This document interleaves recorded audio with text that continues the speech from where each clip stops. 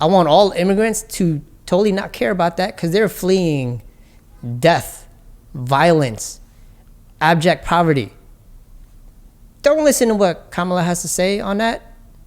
Like, you're gonna look out for your family. It's literally instinctual. It's evolutionary. Like, we're gonna look out for our family, and if this means crossing like dangerous waters, paying like really, really awful people money to carry us across like terrain, they're gonna find ways to do it. Lucky Boys Podcast. Right, as an advocate, to change laws to protect people in your situation. But there's also people on the other side saying, like, you know, there's going to be debate, and people are going to say, like, you didn't come here, you know, in the right way. You know, why should you have these opportunities?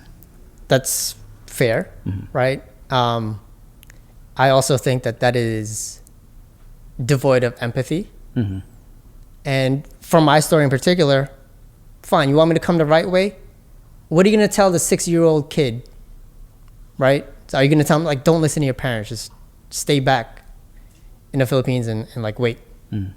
Like, does that make sense? When Kamala Harris recently was at the border and made the proclamation to the world, She said, don't come. Don't come. Yeah. Right? And as a business leader, I understand who she's protecting. I understand that it has, the U.S. sees this as a problem and doesn't want a greater influx. And the other side of me is also, I want all immigrants to totally not care about that because they're fleeing death, violence, abject poverty. Don't listen to what Kamala has to say on that. Like, you're gonna look out for your family. It's literally instinctual. It's evolutionary. Like, we're gonna look out for our family, and if this means crossing like dangerous waters, paying like really, really awful people money to carry us across like terrain, they're gonna find ways to do it. And then it's so strange to see too. The reason, I mean, there's a reasoning behind why they want to go through this entire process to get to the U.S. There's got to be something worse over there, or what's happening to them, for wherever they're coming from. Folks literally did a risk-reward calculation, Right? And they said, I'd rather risk my life crossing these treacherous waters or treacherous terrain than to live where I currently live. They made that choice. They're willing to risk their life. Exactly.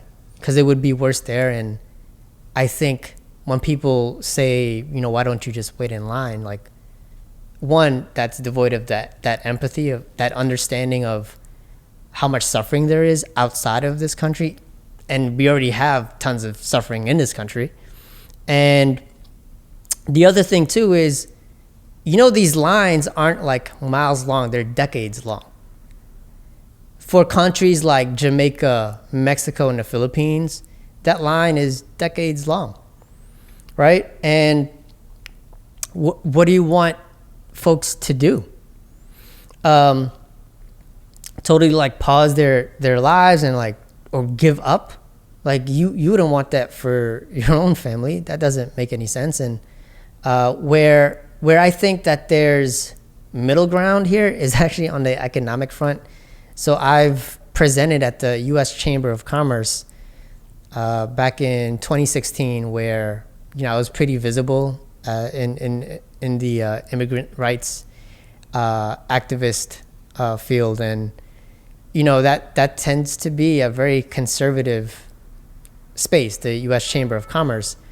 But when you think about the immigrant entrepreneurs and how they contribute, it actually pulls in both Democrat and Republican in a really good way. So, you know, that's always been the hope, that economic like that benefit, that economic benefit that immigrants provide will help with the overall feeling towards giving undocumented immigrants a path to citizenship. So earlier this year, the Dream and Promise Act was passed by the House. So we'll see where that goes. It still has to go through the Senate, right? Exactly. But it's usually this like economic value that helps with the discourse between opposing parties.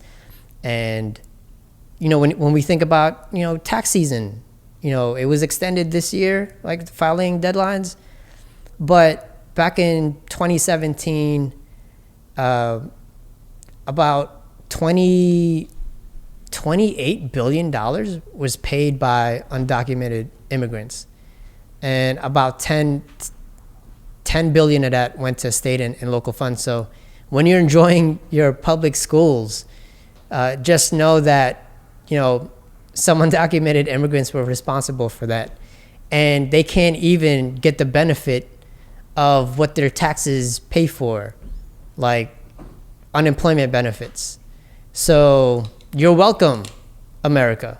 So undocumented immigrants are paying these taxes, yet they can't fully access benefit the rewards of paying those taxes. Exactly. Wow.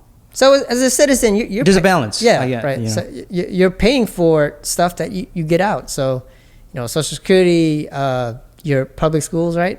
It's not of concern if you're a citizen, but for undocumented immigrants, we're paying all of this. We're paying the same things that you all do, property taxes. But property taxes are killing me. But we don't get the same benefits. Right. So wow, how fair is that? So the challenge is how do you find the middle ground where you can create a path to citizenship for undocumented immigrants? So I think the middle ground, the way a lot of the discourse is played out is the economic value, right? So that's when you get the support of corporate America.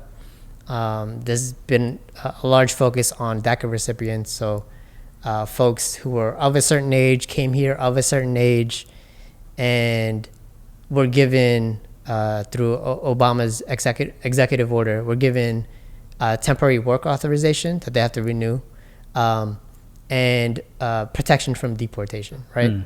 So, I think focusing on generally what would be younger dreamers and the economic value is what is this middle ground.